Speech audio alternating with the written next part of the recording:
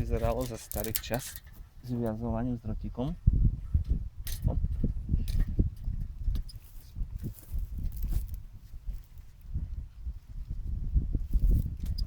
Celkom dobrá odprava.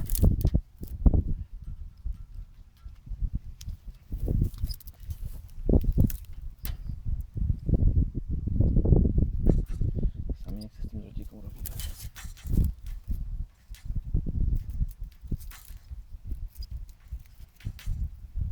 Dobre. No a takto vyzerá tá mašinka. Funguje to asi na toto záber.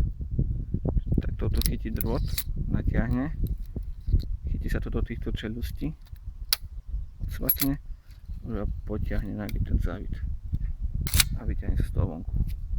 Čiže vyzerá to asi takto.